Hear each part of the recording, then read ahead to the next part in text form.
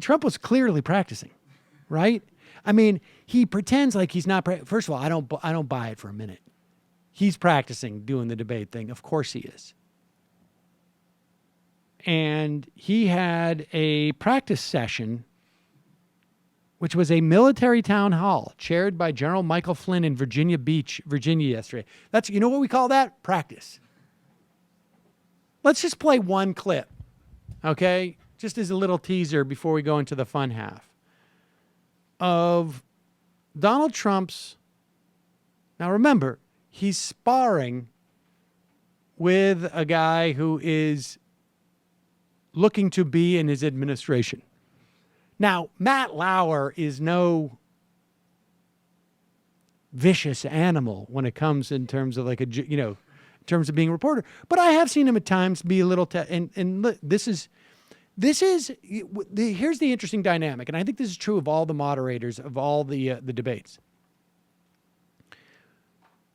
There isn't the same typical dynamic that we see in most of these presidential elections. In other words, you're not going to see, there isn't the same pressures on these moderators to be seen as being completely unbiased.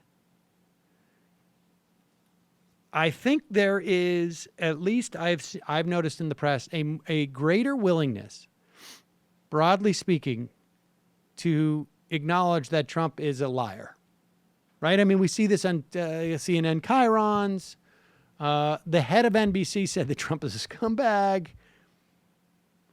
I don't know if Matt Lauer cares what his ultimate boss says, but in terms of like pressure on him, I would think it's less. So I think we're going to see a fairly aggressive. I mean, look, if I'm Matt Lauer, I want people to think that I'm smart. And if I can go in with a full-on policy, make this all about policy, I can go at Trump and Clinton just as hard. And I have a good sense of who's going to come out the other end.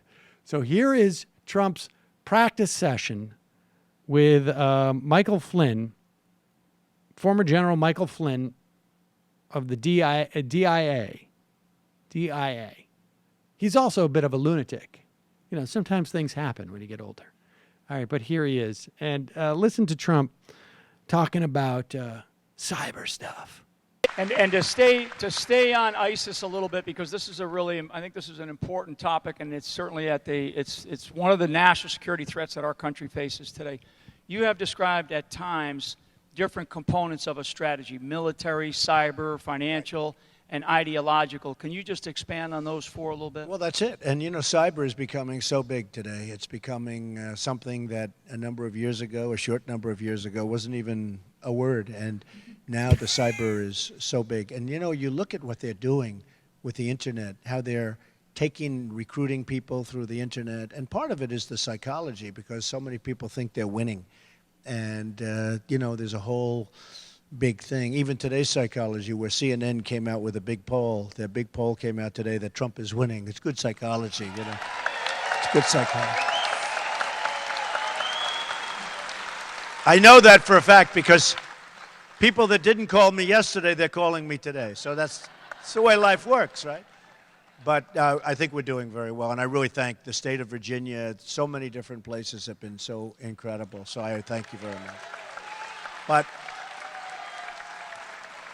But cyber has been very, very important, and it's becoming more and more important as you look, and a lot of it does have to do with ideology and psychology and lots of other things. We're in a different world today than we were in 20 years ago and 30 years ago, and one of the biggest problems, and one of the reasons that we have to knock them out, is because the weaponry is so powerful today.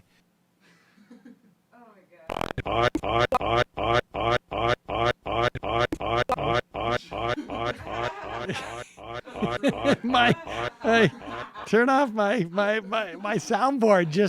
Just had an aneurysm after listening to that.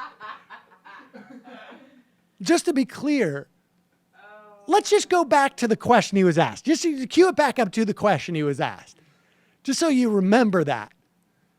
And to stay on ISIS a little bit, because this is I think this is an important topic, and it's certainly it's one of the national security threats that our country faces today. You have described at times different components of a strategy: military, cyber, financial, and ideological. Can you just expand on those four a little bit? Well, that's Pause. it. And, Okay, we cyber- don't need to hear the answer. Of the four components that the general laid out for him to expand on, cyber, military, financial, what was the other one? Diplomatic? What was it? Psychological. Was it psychological? Let's play it again. Important topic, and it's certainly it's one of the national security threats that our country faces today. You have described at times different components of a strategy: military, cyber, financial, and ideological. Can you just expand on those four a little so bit? you had that's it. four components. And cyber, military, ideological, financial. That would be like freezing their assets or perhaps closing down trade routes. Trump got to one of them. He got to cyber. And cyber's big. Cyber's really big. And he was also adept enough to know that 30 or 40 years ago, we didn't even have the word cyber, although we probably did. It just wasn't used. The word cyber came into usage in the 80s, and it comes from cybernetics, which goes back to Plato. So Well, that doesn't matter. In the way that it means now. We didn't have cyber, but it's big now. And then there's also psychology. And how does he know this? Because he was up a point in a CNN poll. Now, it's quite possible that tonight during the Commander-in-Chief Forum that he will get away with an answer like that. But I got to think Matt Lauer will just sit back and go, I'm sorry, could you talk about the other three components? Oh, they're big too. They're super big. Hello, you. I'm Sam Seder. Looking for smart progressive talk that is occasionally amusing? Well, subscribe to our YouTube feed. Subscribe to our podcast. Like us on Facebook. And just generally enjoy us.